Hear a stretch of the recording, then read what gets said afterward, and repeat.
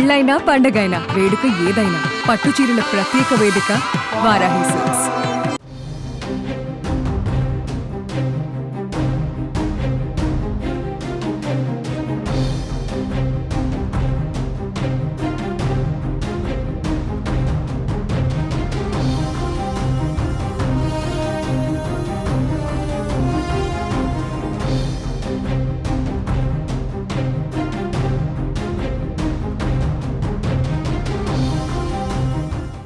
దేశ రాజధాని ఢిల్లీలో గాలివాన బీభత్సం సృష్టించింది.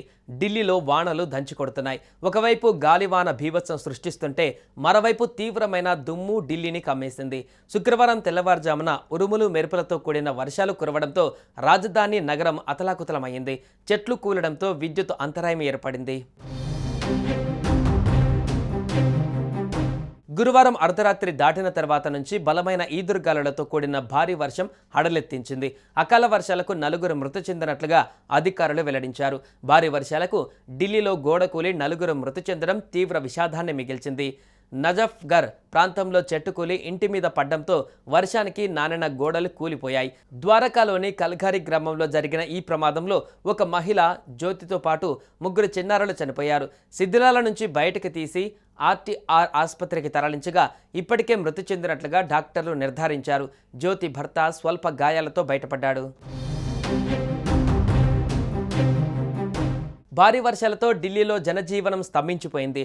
ఢిల్లీలోని Dwarka, Kanpur South Extension, Ring Road, Mint Road, Lajpat Nagar, Moti Bagh వంటి ప్రాంతాలు భారీ వర్షానికి నీట మునిగాయి. ఈదురుగాలులతో కొన్ని చోట్ల చెట్లు కూలిపోయాయి. అయితే ఆస్తి నష్టం వివరాలు ఇంకా అంచనా వేయలేదు. ప్రజలు ఇళ్ల నుంచి బయటకు వచ్చేటప్పుడు జాగ్రత్తగా ఉండాలని అధికారులు సూచించారు.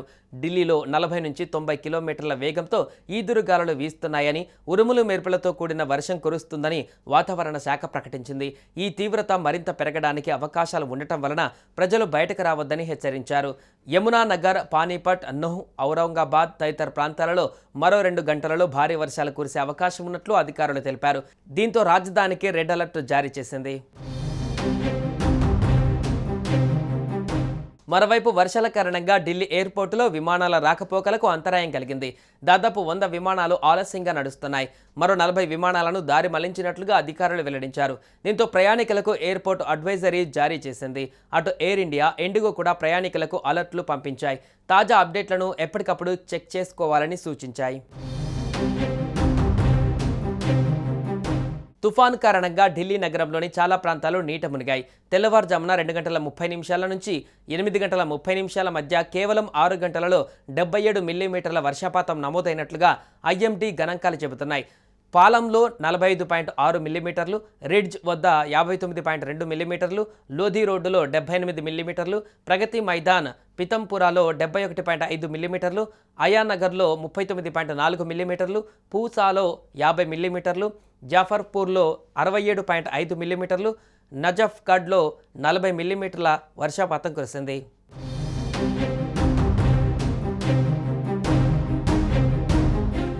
సుమన్ టీవీలో మీ పర్సనల్ అండ్ బిజినెస్ ప్రమోషన్స్ కోసం కింది నెంబర్కి కాంటాక్ట్ చేయండి.